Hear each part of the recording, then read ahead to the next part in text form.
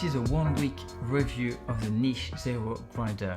I was trying to buy this grinder back in December, which was quite tricky at the times, and ended up upgrading from my Smart Grinder Pro to the Eureka Speciality Minion. That being said, I finally managed to get a Niche Zero. I heard a lot of good things about this grinder, and today I'm gonna tell you what I think about this grinder after a week of daily use. Hi, my name is Francois from the French Review. In this video, we're going to be covering the aesthetic of this grinder, what I like and dislike about it, who should buy it, and give you my honest opinion on whether I will buy it again. But before we dive in, don't forget to click on the subscribe button and hit the bell so you don't miss anything, and it also helps me to create more content for you. Aesthetic.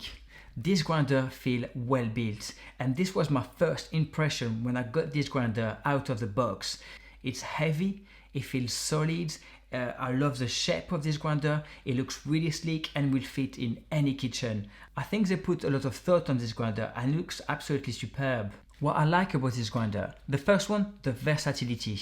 And the reason why is I mostly drink espresso and pour over.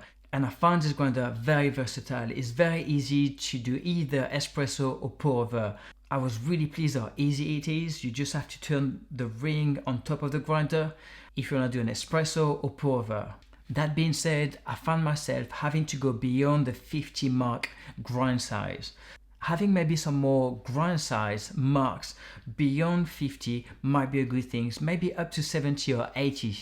It's fairly easy to go from espresso to pour over, but it can be quite challenging or might take a bit more times to go from pour over to espresso. And the reason why is you have to turn the ring down every 5 mark, then switch on and off the grinder and repeat the same things until you're back to your initial setup for espresso drink. But it hasn't been a deal breaker for me. Consistency. One of the reasons I bought this grinder was to make sure I can get the perfect consistency for espresso and pour over, as well as no coffee clumps, and this grinder delivered exactly what I needed. The fact that I don't need 2 grinders, one for espresso and pour over, was for me very appealing, and this grinder does the job and doesn't produce any coffee clumps at all.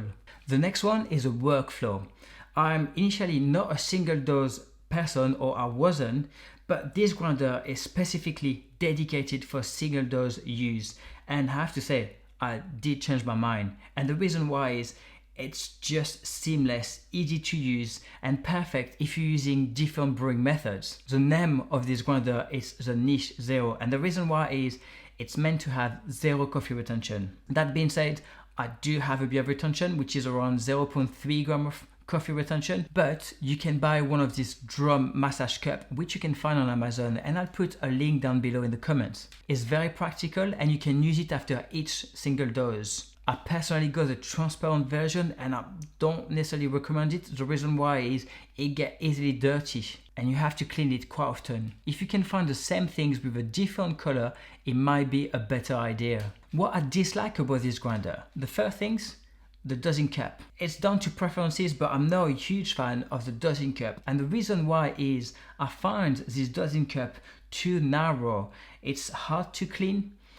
You get a lot of static, so the coffee gets stuck inside the dosing cup. I'm also not a massive fan of the top of the dosing cup, and the reason why is it goes too deep inside the portafilter, which creates a gap between the grinded coffee and the edge of the portafilter. For that reason, I bought a different dosing cup from Akaya, which for me works perfectly fine. It's wider, it doesn't get a lot of static coffee all around, it's easier to clean, and the way it sits perfectly on the top of the portafilter makes it much easier for me. But once again, it's purely down to preferences. I will also put a link down below in the comments. Cup tray and base cover. If you're using only and purely the dosing cup from Niche, this grinder works perfectly. If you need to do a big batch of pour over coffee, I sometimes wanted to remove the cup tray and fit a bigger dosing cup. This is not possible, and the reason why is there is a screw on the top of the base cover.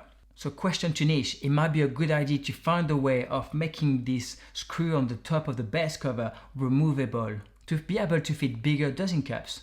The power switch on and off, as well as the red light. It hasn't been a big deal for me, but I know and I totally understand why it would bother some people. The first one is the red light, it's permanently on, and the switch on and off button. I get it. Niche wanted to keep it simple, easy, and they did a good job. That being said, sometimes I find myself having to grind some coffee and doing something else, come back and the grinder is still on. So maybe an auto switch off button could be a good idea. So who should buy this grinder? Anyone who's got a budget of £500 who wants to get serious into coffee and want to up the game. Anyone into different brewing methods who likes to try different coffee bean on the go at the same times. This grinder is for you and will do it just fine. Honest opinion, would I buy this grinder again? Yes, absolutely. This is a great all-round grinder with very little coffee retention. I'm yet to find out how much coffee retention exactly, but I really like the simplicity, the consistency of this grinder. If you have the budget and looking for a decent coffee grinder under £500, this coffee grinder is for you. I would definitely recommend it to anyone. And I'm not working for Niche. I did pay for this grinder. I hope this video was helpful. If you've got any questions or comments about this grinder or this video, please leave them down below and I'll come back to you. And don't forget to click on the subscribe button and hit the bell. Hope you have a nice day. Thank you.